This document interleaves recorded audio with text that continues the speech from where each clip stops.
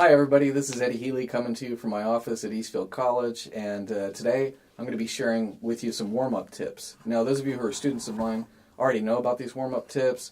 That means that you're already familiar with these, probably from classes, from lessons, but at the same time I know from my own experiences in my student days that a lot of times you get some warm-ups and you think, well, the warm-ups aren't the most thrilling thing I've got to play. I want to do some other more interesting things. I can just tell you from all the other experience that I've had that for every time that I dove straight into the deep end of the pool and did the things that I found really interesting and fun to listen to, I just never played them as well as I did after I'd warmed up. So I thought maybe doing a little bit of a video rundown of the warm-ups that I think would be great for you guys to do, and following that up with a video in which you can actually perform the warm-ups with me would be a great idea. So that's the goal today. I'm going to kind of describe to you each of the warm-ups that you can do, what kinds of things you're listening for, looking for, and also feeling your way through whenever you do these warm-ups. And then, like I said, down the line, we actually do them together. So first thing we ought to do, of course, is even during the video explanation, I want to make sure that we're in tune together. So I'm going to show you each of my strings. You can match your string up to mine. I'll give you each string several times before we move on and we start chatting about the warm-ups. So here first is my 6th string.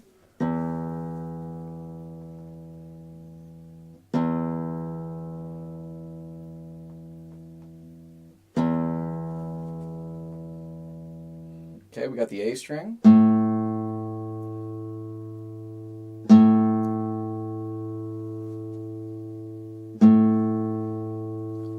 And your D string.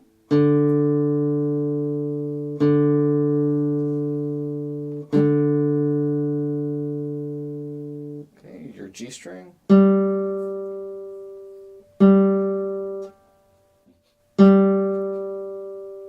All right, now the B string.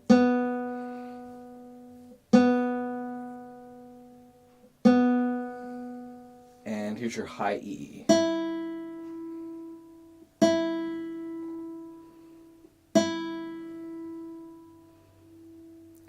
Now, if you feel like you didn't get yourself quite in tune with me, that's okay. You can always back up the video just a little bit to catch one of the other strings and get yourself right in tune. That's especially going to be important in the follow-up video in which we're warming up together. But for now, let's go ahead and move on and talk about the first warm-up that I'd like you to do.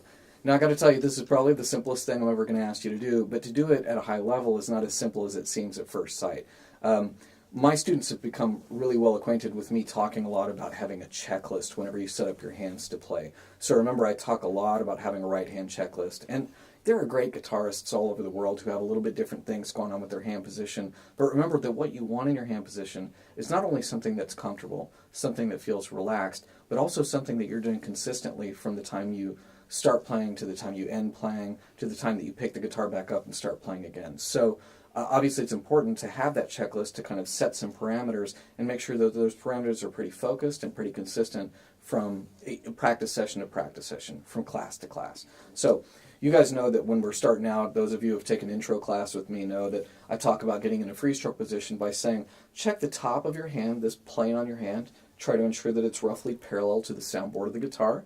I talk also about trying to position the large knuckle directly over the string that you're going to be playing. And again, there are varying degrees of separation between one player and the next, but they're pretty fine degrees of separation, so that's a really good baseline.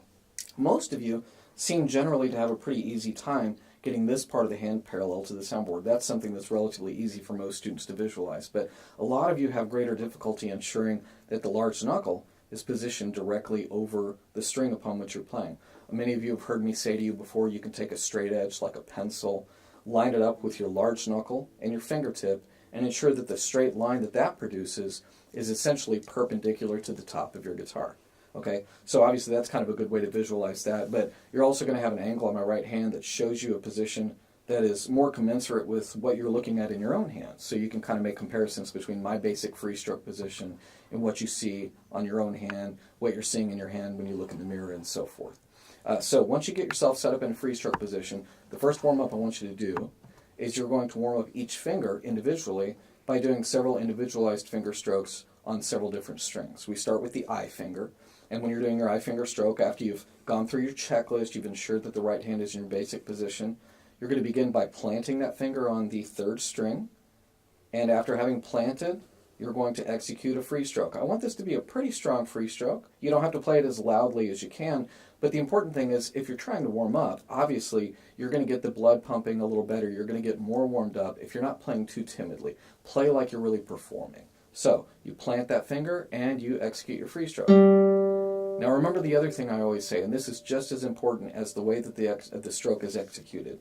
Inasmuch as it's important to ensure that your finger moves in a way that's consistent with what we've discussed in class, that the entire finger is involved in that basic stroke. You can see that movement from the large knuckle, and that both of the joints in the finger are moving in toward the palm of the hand.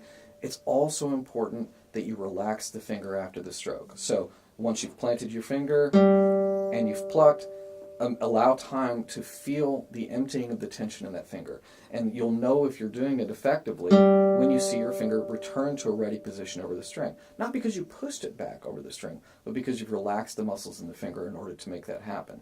What we'll do in the actual warm-up is we'll do 8 planted strokes. So that is to say that we will play, and then plant the finger again, play, and then plant the finger again.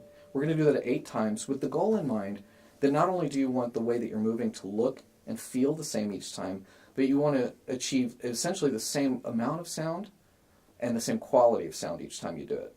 We'll follow those 8 planted strokes with 8 unplanted strokes so that you'll go from effectively creating a staccato sound to a legato sound after that. So after 8 of these play, plant kind of strokes, we'll follow those with several unplanted strokes, 8 unplanted strokes like so. Play and play and play like so. Slowly enough that we can also be paying attention not just to the way that we execute the stroke, but the emptying of the tension or the recoil in the finger after you've played. After having executed that with the I finger, we're going to move on and do the same thing with the middle finger. However, when we do it together, what we can do is do it on the second string. You all know that the I finger can play any string, the M finger can play any string, the A finger can play any string, and the thumb can too. But for the purposes of this particular warm-up, we'll be doing the I finger warm-up on the G string, following that with the M finger warm-up on the B string. So we'll get to the B string and play, plant, and after having done 8 of those planted strokes and 8 unplanted strokes, we'll move on and do the A finger on the first string. Plant, play, plant, and so forth. Again, 8 planted and 8 unplanted. Remember, when you move from the planted strokes to the unplanted strokes, the only thing that really should change is having moved from a staccato sound that the planting is producing to a legato sound. The quality of the sound and the amount of projection, the amount of sound that you're producing, should effectively be the same throughout. Okay, so that's an important thing to keep in mind, really, in this warm-up and in the subsequent warm-ups as well. So after having done 8 planted strokes and 8 unplanted strokes on the I finger, 8 more planted and unplanted strokes here on the middle finger and then the A finger, we'll move on to the AMI arpeggio figure on those top 3 strings. Now we'll do this figure 4 times with planting, and specifically with sequential planting, and then we'll do another 4 iterations of that with the unplanted strokes. Now when I do this exercise myself, personally, I like to actually do a little bit of full planting in this AMI arpeggio, and that's something you can explore on your own as well. So what I'll often do is I'll begin with all 3 of the fingers planted, and I'll play A, then M, and then I, and then plant all the fingers back together for the next iteration of that arpeggio. But what we're going to be doing together in the warm-up is we're going to begin with the A finger planted by itself. After the A finger is played, the M finger will plant. After the M finger plays, the I finger plants, and after you've played the I finger stroke, you'll start it back over by planting the A. So the whole thing will look, A is planted, plant M, plant I, plant A, and start it back over. After having done that 4 times, we're going to do 4 more without the planting at all. And again, your goal is to ensure that the sound quality and the amount of sound that you're producing is the same. So we do the unplanted AMI arpeggio, and it's A, M, I. Again, 4 with planting, sequential planting, and then 4 more without. We'll follow that up by just reversing the pattern, so that rather than doing AMI, we'll be doing I, M, and A. So we start, of course, with I planted on the G string. We play the I, plant the M, play the M, plant the A, and after having played A, we return and plant the I to start that pattern back over. 4 of those, followed by 4 unplanted iterations of the arpeggio pattern. Okay? After we've done AMI with planting and without, we've done IMA with and without planting, then we're going to do the pattern A, M, I, M, like that, but with planting and without planting. So if we're doing that, that means that we begin with A planted, we plant the M, plant the I, plant the M, and plant the A again to start it back over. Okay? So those are going to be our three basic arpeggio patterns that we're going to do on the top three strings after having done our individual finger stroke warm-up. Okay? After that, we're going to practice kind of honing the muscle memory on the right hand to a finer degree. Not just the memory of the feeling of the stroke, but also the memory sensation of playing across the strings. This is something with which not only beginner guitarists struggle, but guitarists who have had a great deal of experience continue to struggle. I know from my own experience switching over from pick style playing to classical playing that when I started using my fingers, my accuracy wasn't as good on the right hand as it had become on the left hand, because my left hand changed a little bit, but didn't change as dramatically as what it was that I was doing on the right hand. So I like this next set of warm-ups, which are directly related to the other ones I just explained, because we're going to go back and forth across the strings, and we're going to be playing all the strings in this particular warm-up. So we're going to return to our AMI arpeggio pattern, but this time we're going to begin by playing the AMI pattern on the top, the set of the top three strings, the first, second, and third strings, A, M, I, and after having played that, we'll move to the next set of three strings down. So that means that we'll play the AMI again, this time on the second, third, and fourth strings, like so. After having done that, we move to the third, fourth, and fifth strings, and finally we move to the fourth, fifth, and sixth strings. Now after that, though, we're going to move our way back up through that set of strings. So there are basically four sets of strings we're playing. We play AMI on the first, second, and third strings. We move down and play them on the second, third, and fourth, the third, fourth, fifth, the fourth, fifth, and sixth strings, and then we go back up one set, 2, 3, 4, 5, up another set to 2, 3, and 4, and we start the whole thing back over. So when we do them together in the next video, we're going to do sequential planting once, all the way up, all the way down and all the way back up, and we'll follow that by doing one full set again with no planting at all. So the whole thing will basically look like starting with A planted, plant M, plant I, then plant A on the second string, plant M, plant I, then move A to the third string and do it again, M, I, plant the A on the fourth string, M, I, and then we'll move the A back up to the third string and so forth as we move back up. This exercise has the potential to have the student confused about where he or she is in the warm-up because of how much movement is going on. And I think this almost always happens because the student is trying to think about every finger and where every finger is going.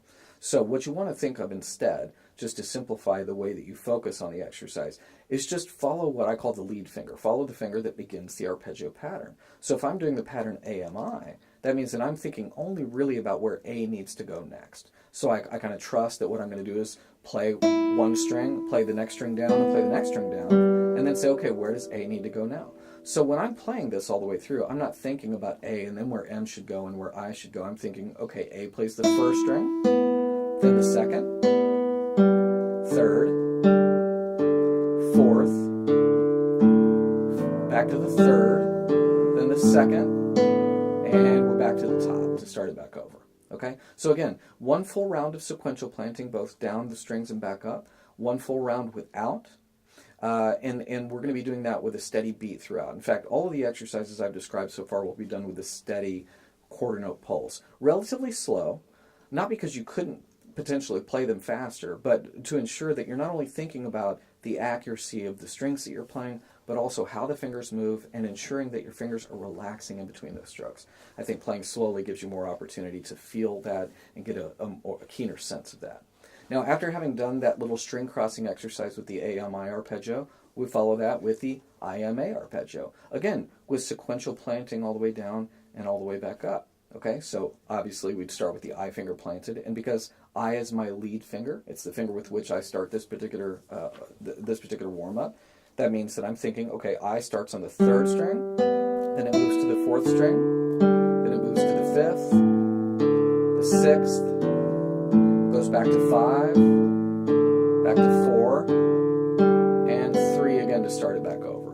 That's with the sequential planting and without the planting as well. And finally, we're going to do the AMIM pattern here. So we're starting on A again, we're doing it with sequential planting again, And we're still thinking about the A finger only, really, as we progress from string pair to, or string set to string set. So when I start that one, I start with A planted, I play A, M, I. A moves to the second string, the third string, the fourth, back to the third string, the second, and we're back to the first to start the pattern back over. Okay? After having done those string crossing exercises, which, as I said, are fantastic for really building up that right hand warm-up, that right hand muscle memory, I should say, then we're going to move on to our last little iteration of these AMI, IMA, and AMIM sets of warm-ups. This one, however, will be performed on a single string. Of course, when you do it on your own, you can do it on any string you want, but just to ensure that we're all doing it on the same string, we're going to do it on the G string. The reason I like to do this particular warm-up on the G string is because the G string doesn't create as much sympathetic resonance from the other open strings as it would if I was doing it, say, on the B string or on the high E string. So you can focus a little more acutely on the sound that that string is producing rather than the sound that's being produced by the sympathetic resonance we're getting from some of our other strings. So what we do now is we go back to AMI, but this time we perform AMI both with sequential planting and without sequential planting on the G string. So I start with just A down, I play the A, plant the M, play the M, plant the I, and then I go back to start over on A. We'll do that 4 times with the planting, and in the 4 subsequent iterations we take the planting out. So we'll again be moving from a staccato sound to a legato sound. Same thing as before. We're trying to ensure that we essentially produce the same kind of sound or same quality of sound and same amount of sound regardless of whether we're planting or we're not planting. Okay? After the AMI along the third string, we move to the IMA on the third string. Again, with planting. And then after 4 iterations of that, no planting. Okay? After that, we take the AMIM pattern and we practice that with the planting 4 times, and then again without the planting 4 times. Now for this particular set of warm-ups, that's the end of the exclusively right-hand warm-ups. Obviously you can see that the thumb has thus far been neglected, but I'd like to integrate the thumb of the right hand into the next set of warm-ups, the warm-ups that will introduce the left hand. So I'm going to borrow a couple of warm-ups that I really, really like from Scott Tennant's Pumping Nylon book. There are even warm-ups that he goes through in the original video release with that. But I love these warm-ups for a couple of reasons, because not only is it simple, not only is it directly applicable to a lot of the kinds of playings that we on the guitar have to do, but I think it's also great for building muscle memory. That's a big challenge for beginners when they're learning how to read music, they're reading from the book, and they don't have the luxury of looking at their hands all the time while they play. A lot of times they know exactly what to play, and they still don't get their fingers to the right places. And accuracy is something that we spend our entire lives honing anyway. So I think this is a great way to do it. Scott Tennant refers to this in his book as finger walking. I like to think of the first one for myself as finger hopping, but it's a finger walking exercise, and all we're going to do, as those of you who have done this with me before know, is we're going to start with the index finger positioned on the first fret of the 6th string. We're going to play that, and then we're going to hop from there to the first fret of the 5th string. We're going to hop from there to the first fret of the 4th string, then the 3rd string, the 2nd, the 1st, and then we're going to work our way back down through that same set of strings. We're basically just walking up 6, 5, 4, 3, 2, 1, 2, 3, 4, 5, 6. When we do it together in the warm-up video, we're going to do this 4 times up and down. Here's what I want you thinking about, though, when you do this exercise. First of all, I talked about warming up with the thumb a little bit, too, over here. I would say whatever fingering you do employ on the right hand, keep it really simple. Make it something that enables you to think more about what you're doing with your left hand rather than what's going on with the right hand. But I think, again, this is a great opportunity to start getting the thumb involved on the right hand. So the fingering you'll probably see me doing initially will be P, P, P, I, M, A, and then you use the same fingers going down. So your I, M, and A fingers are handling the treble strings. Your thumb is handling the bottom 3 strings. So again, the full thing would be P, P, P, I, M, A, M, I, P, P, and P again. Okay, now listen to what you're doing with the left hand and try, as you become more adept at playing the exercise, to play as legato as possible here. Okay, so in other words, at first especially if you're new to the guitar, you're going to find that you need a little more time to get the finger from string to string. But as your left hand becomes better, as it becomes more accurate, hopefully you can move to more legato sounds. Because this hopping kind of behavior that the finger does in this exercise is exactly what the fingers have to do so frequently in the most commonly played kinds of chords on the guitar. For example, when I move from a C major chord, the most common voicing of a C major chord, to what's probably the most common voicing of a G7 chord, I'm playing almost the exact same shape, as you can see. The only difference between the two chords is that the fingers have to hop from one string to the next. So if I'm playing a song in which I have to vacillate back and forth between my C chord and my G7 chord, and I have to go back and forth smoothly, I obviously have to be good at this hopping behavior that I'm describing here. And so this exercise is a really simple but effective way to get better at that. So not only is the muscle memory improving, but you're also getting better at moving back and forth between the strings in a practical reality, in chords and things of that nature. Now, after we've done 4 times up and down with the index finger on the 1st fret, we're going to move over to the middle finger and do the exact same thing on the 2nd fret. So, playing along across the 2nd fret, like so. We'll do that entire thing all the way up and down 4 times on that finger before moving to the ring finger. All the way up and down, just like this. And after 4 of those, guess what, guys? All you guitarists out there who have been completely neglecting to use your ring finger as much of the time as possible over years and years of playing, except when you really had to play those bar chords with all 4 fingers, well, now it's time to really stop neglecting that pinky and get serious about using it, okay? You don't want that to be a weak finger. It may look shorter than the other fingers. It may be one that you think, oh, you know what, I'll just avoid that thing entirely whenever I can. Hey, look, it's only shorter when your hand isn't positioned for guitar playing, but the minute that you put your hand in the guitar playing position, it's essentially the same length as the other fingers. And we need it. We need it for so many different things. If you want to play all the cool jazz chords out there, like I said, if you want to play a lot of the bar chords, you want your pinky to be just as strong and just as capable as the other fingers too. So yeah, we move on to the 4th fret for the pinky and do 4 iterations of that up and down finger hopping with the pinky too. A couple other things to be thinking about. I already mentioned the fact that as you become better at it, you want to be thinking about the legato. Okay, that's important too. But in general with the left hand position, we want to make sure that we have a pretty consistent position over here. Obviously, I took you through a brief checklist on the right hand. There are some nuances to that that could be subtly changed in the way that you approach what you're doing, but whatever you're doing, however you happen to be doing it, you want to do it consistently so you get better faster. Same thing with the left hand. Now for the left hand, basically I always like to start with the left hand relaxed to my side, make sure that it's nice and loose, and then I know exactly what my fingers would do and exactly what my wrist would do when they're completely relaxed. So all I do is kind of turn my palm out in front of me, come straight up from my elbow without moving at my shoulder at all, and just bring my hand up over the neck like so. Okay, I open up the space between my index finger and my thumb just enough to get around the neck, so I don't want to change anything too dramatically about the hand position from when it's completely relaxed. In fact, it's still essentially in that exact same hand position. When I'm ready to move into the first position of the guitar to be able to play the warm-ups that we're doing right now, I just slide the hand and the elbow down into that first position. In other words, I want it to feel basically the same for me when I'm playing down here as it does up here. I don't want anything to change too much, so I don't keep my elbow tucked in. I don't put my elbow out too far. I basically just make sure that my elbow follows my hand exactly.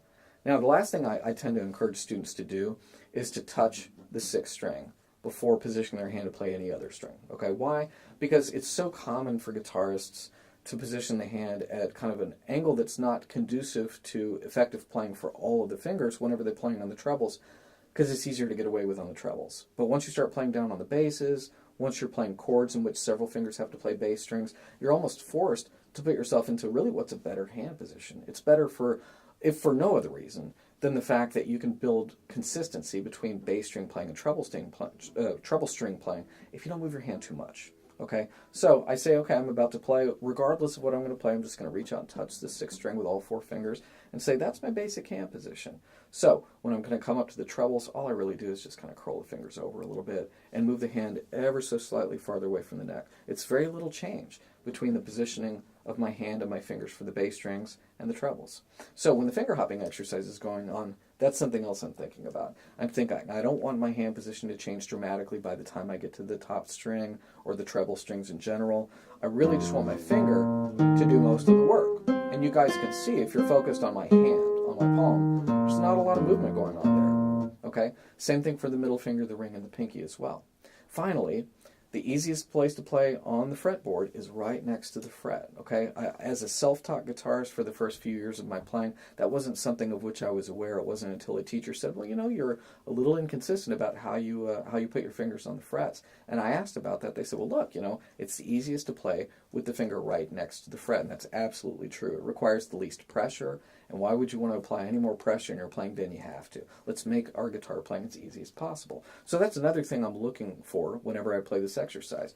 Now, I know that if we're in a good sitting position, a lot of times it's harder to see what's going on in the front of the neck. That's why I encourage my students so often, and I'm sure a lot of you are tired of hearing it, to do some of your practice in front of a mirror so you can see exactly what's going on in the front of the neck. Likewise, when you're doing something like watching a video like this of me, of anybody else, you can compare yourself more easily to what you see going on in those videos, or in those live performances, by the way, when you look at yourself in a mirror and you're saying, well, I don't know, is my hand position a lot like his hand position or her hand position? Let me check. Best way to do that is in front of a mirror. But the good news about our video is that you're going to be able to see my hand position from a perspective that's very similar to what you'd see in a mirror, but you're also going to be able to see it from my perspective, and ultimately from the perspective, essentially, that you see when you look down at your own hand.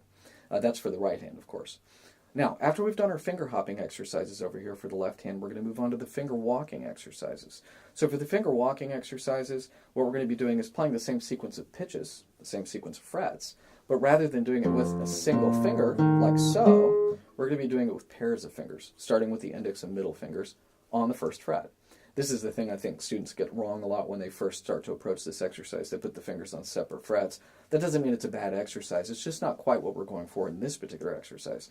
So what we're going to do instead is play with the index finger on the 6th string, follow it with the middle finger on the 1st fret of the 5th string, and then the index finger is going to kind of roll over to get to the 4th string and play the 4th string. We're going to move the middle finger to the 3rd string, index to the 2nd, middle to the 1st, and just keep alternating back and forth between those two fingers.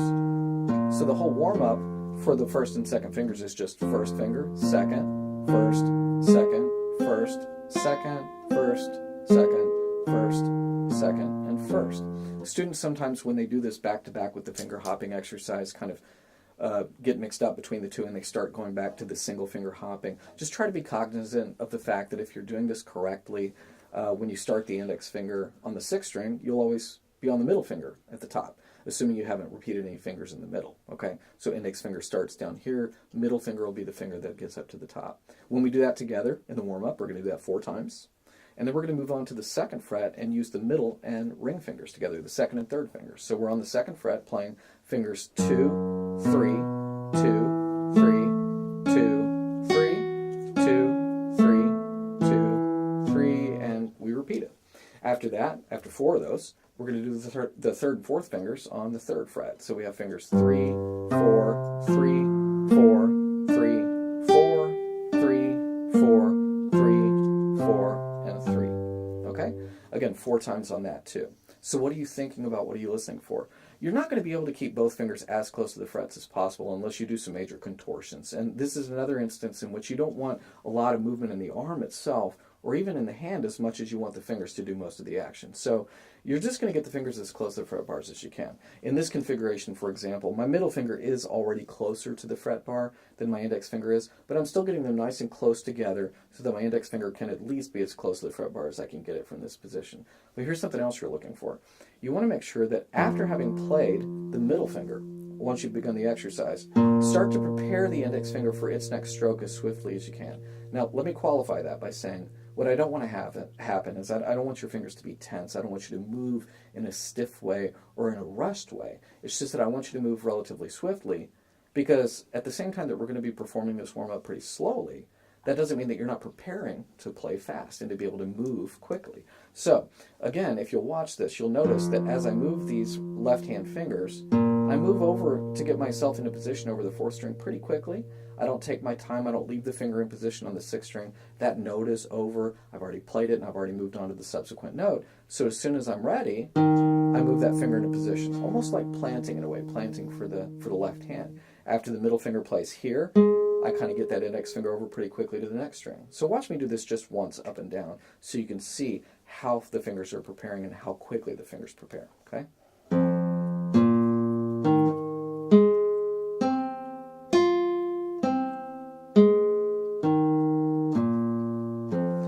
can see they're actually in place, ready to play well in advance of the actual stroke. Okay, so we've done our finger hopping exercise, we've done our finger walking exercise, and now I'd like to borrow a little exercise from my good friend and longtime colleague Charles Watson, who likes to call this exercise the Chromatic Crawl. I was visiting him and some of his students at his school one time and watched him doing this exercise, and as simple as it is, it's a great exercise because it accomplishes several different objectives, some of which are very challenging, especially for students with relatively little experience.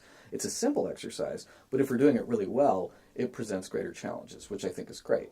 So what we're going to do is we're going to travel up to the 9th position of our G string.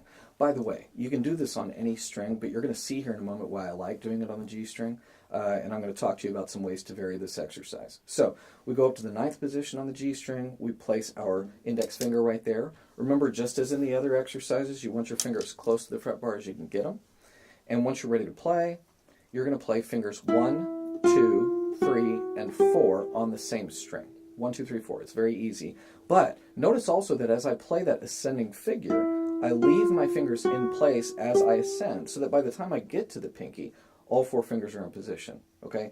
Believe it or not, it may seem like it requires greater focus for a guitarist who's not accustomed to playing this way as they ascend, but in order to move the fingers after they've played, it actually requires more energy and more work. We're not trying to work more, we're trying to work smarter, and we're trying to work more efficiently. So the best way to do that is to essentially allow the finger to become inactive and rest on the fret after the next finger is played. So by the time you get to your pinky, all 4 fingers are positioned, and as I said, all 4 fingers are positioned very close to the frets.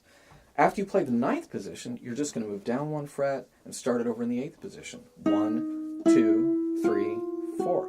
We move down then from the 8th position to the 7th and do it again. The 6th.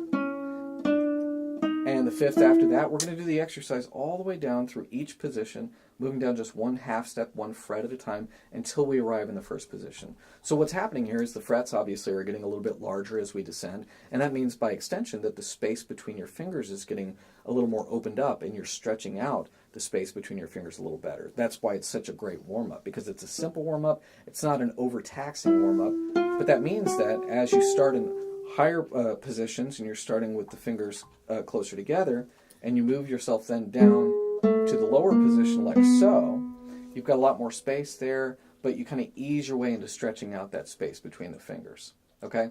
When I get to the 1st position, though, I actually like to hold that position for about 10 seconds. Now, for guitarists who've been playing for a long time, it really doesn't feel like a big stretch at all, but if you haven't been playing for a long time, it can.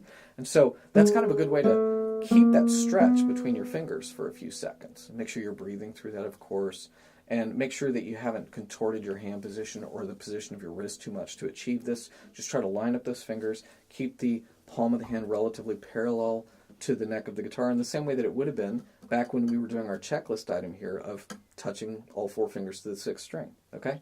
Now after you do that, you can go back, you can do the exercise the same way again, but there's a nice little way of modifying this exercise that I also saw Professor Watson do with his students, and I think it's a great way to do this. What you're going to do is you're going to start back in the 9th position, and this time you're going to articulate all the notes on the 3rd string with P, with your thumb, and you're going to intersperse those notes with a pedal that you'll perform on the open 1st string. Okay? You can do this with the I finger, you can do it with the M finger, but essentially rather than just playing 9, 10, 11, and 12, you'll be playing 9 open, 10 open 1st, 11 open 1st, 12 open 1st. Okay? 9, 10, 11, 12. Then the 8th position. You do the same thing in the 7th. And what we're trying to do here is make sure that we've got a hand position that enables us to clear that open 1st string. In other words, that we're keeping our fingers out of the way. Guitarists have a habit whenever they're playing single notes to lay their fingers out kind of flat like this. You know, that's okay when we're doing bar chords and things of that nature, but we don't want to do that all the time because then it makes it exceedingly difficult to play our chords cleanly. When we've got chords, especially chords in which we're playing both fretted notes and open strings, if our fingers lay down too flat, I think just about every guitarist has had this frustration before where not everything comes out clearly in that chord, and you've got some pretty nasty sounds going on. Well, you know what? If you spend more of your time trying to learn how to control whether or not your fingers touch adjacent strings at all, I think you have a greater degree of control over it when you need to do it in a practical capacity. So that's nice. So like I said, that's part of the value of doing the exercise in this way. It's kind of creating that little window between your fingers and the adjacent strings. Again, like so. And that's the second way that we'll actually perform that little warm-up together in the warm-up video. If you want to challenge yourself to a greater degree with this, and I've encouraged many of my students to do this too, see if you can actually perform that pedal tone not on the first string, but on the second string, right next to the string upon which you're playing the frets. Okay, so we're pedaling now on the B string.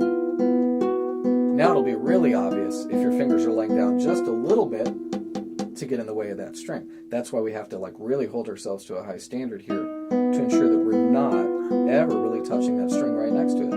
Now that doesn't mean that you can't get away with that sometimes, but it means that when you've got to flip that switch that says, hey, I'm playing chords, I'm playing arpeggios, I'm playing a melodic line or a scalar line on one string and pedaling on the next string or the next string above that, that you don't have difficulty kind of turning that switch. You don't have difficulty avoiding dampening or muting those strings beneath the fretted string or the place where you're fretting. So just bear that in mind. Now that's the whole set of warm-ups that I had in mind. I just want to go over those real briefly again so we can just sort of roll through them in the warm-up video. Again, when we started with a right hand, first thing we did was checklist. Make sure you've got a nice little right hand position set up there. We did the planted strokes for the I finger only 8 times, followed by the unplanted legato strokes for the I finger 8 times. We're going to move directly without skipping a beat into the middle finger on the second string, and we're going to do 8 of those planted strokes, followed by those 8 unplanted strokes, and without skipping a beat, go directly to the A finger here and do 8 planted strokes there. Now I'm going to reset tempo to a slightly more modest tempo. I'm going to set a slightly quicker tempo for the arpeggiated patterns that we do after that. But the first one we'll do is the AMI pattern. We start with the A planted, we play an M, we play an I, and we start the pattern over. We do 4 of those, and then we do 4 unplanted AMI arpeggios on the top 3 strings. We're going to go directly after that set of arpeggios without skipping a beat on the metronome into the I, M, A pattern. 4 times with sequential planting, 4 times without. And then without skipping a beat, we're going to go directly from those into the A, M, I, M sequence with sequential planting 4 times and without 4 times. And again, without stopping. We're going to really keep rolling through these exercises. We're going to go back to AMI when we cross all the way up and down the strings. So this time we're doing A, M, I, second set of strings, 3rd string here, 4th string there, back to the 3rd string, 2nd, and then we start that back over. Now that one we do 1 time all the way down and up with the planting, sequential planting, and 1 more time all the way down and up with no planting. Without stopping, we're going to go straight into our I, M, A, all the way down, as I described earlier, all the way back up with the sequential planting. 1 more time through with no sequential planting, up and down. And then without stopping, we're going to go straight into our A, M, I, M, this one.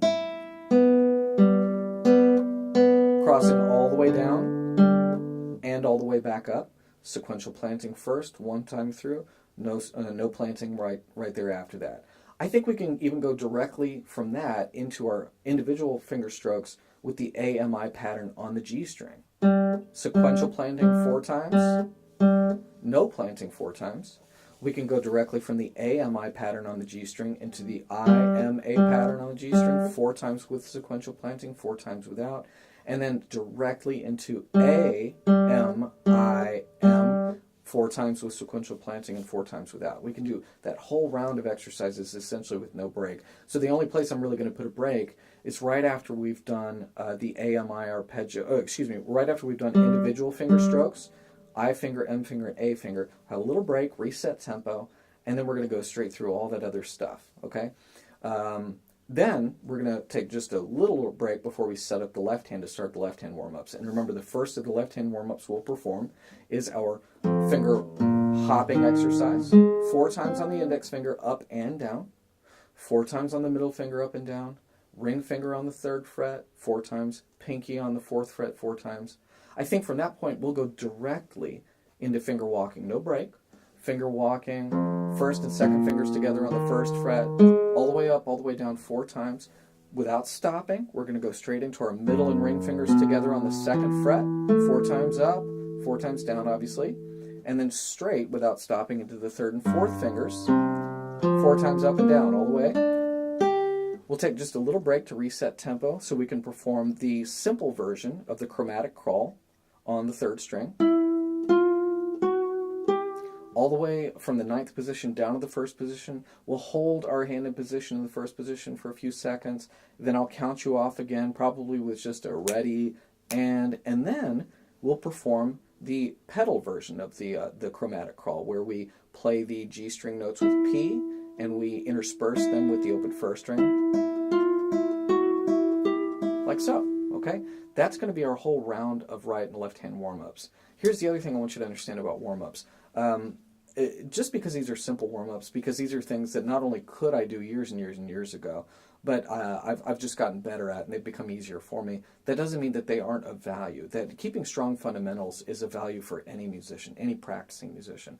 So in order to remain engaged during warm-ups as simple as these, sometimes you do have to shake things up a little bit. You may be warming up the left hand, for example, and say, you know, I've done this warm-up so many times and I've used this right hand fingering so many times when doing this warm-up that in order to keep my focus a little sharper, I might need to switch things up. Okay, so for example, if I want to challenge myself to a greater degree when performing the chromatic crawl, I could do it with strict I-M alternation if I want to. When I'm doing the simple version, just I-M. That's very simple, though. I've been practicing I-M alternating since I first started studying classical guitar. I could change it to M-A alternation or I-A alternation. And if you're doing sets of 4 over here for the chromatic crawl, if you really want to challenge yourself, you could do 3-finger alternation on the right hand, like A-M-I, A-M-I, A-M-I, so that they actually kind of move in irregular patterns with one another. It makes you think a little harder and might resharpen your focus on these fairly easy warm-ups. And you can do that with any one of the exercises. That's just one example of how you can kind of shake things up a little bit for yourself. You can change tempos a little bit. We're not going to be using a metronome for this particular warm-up video, but I would strongly encourage you to routinely practice these warm-ups if you're not using the video with a metronome. So obviously in the video you're just basically just following me and matching up with me, but anytime you're doing it on your own, work with a metronome. This is a great opportunity to avoid the potential pitfall that so many guitarists succumb to, and that is that you got the metronome going, it's clicking off in the corner over there, but you're not really paying attention to it. I don't know how many times I've heard guitarists with a metronome going and they're not even playing with the metronome. They're just kind of playing along, and they can tell their teacher they practice with the metronome, but they're sort of not really focused on how they're supposed to fit in with it. Well, when the warm-ups are as simple as the ones we're going to be doing in a moment and in the next video, I don't see any reason why you won't be able to focus better on the warm-up, better on the metronome, and ensure that you're playing along with it more accurately. And I think that's a really important thing too. Finally, these aren't the only warm-ups I do. In fact, I don't do these warm-ups on a daily basis. I do some of them fairly routinely, but just to keep myself focused and to keep things fresh, I tend to have A and B days. I might come in to the office on a Monday morning before my first class and do some simple warm-ups like the ones that I've shared with you today, but I might come back on Tuesday and do an entirely different set of warm-ups. And sometime down the line I might share with some of you some of my other favorite warm-ups with you. We may do some other kind of videos, but in the meantime, I thought this was at least something to get you started and maybe give you something that would inspire you to actually engage in doing these warm-ups on a regular basis in your practice, instead of saying, you know, I don't really feel like warming up, I just want to dive into that cool thing right away. Yeah, take a few minutes to do this warm-up. You'll find that as long as it takes me to explain the warm-ups to you, it takes a lot less time to just do them together. So you'll find that when you, I'm going to provide a link for you to go directly from this video to the subsequent video. When you go to the next video, piece of cake, it'll go over really quickly and you can get into the more interesting stuff after you've gotten both hands warmed up. All right, well, thank you very much for joining me and watching the video today. I hope it was helpful. Feel free to go back if you want more explanations about what kinds of things to look, listen, and feel for in the warm-ups, and I'll see you in the next one.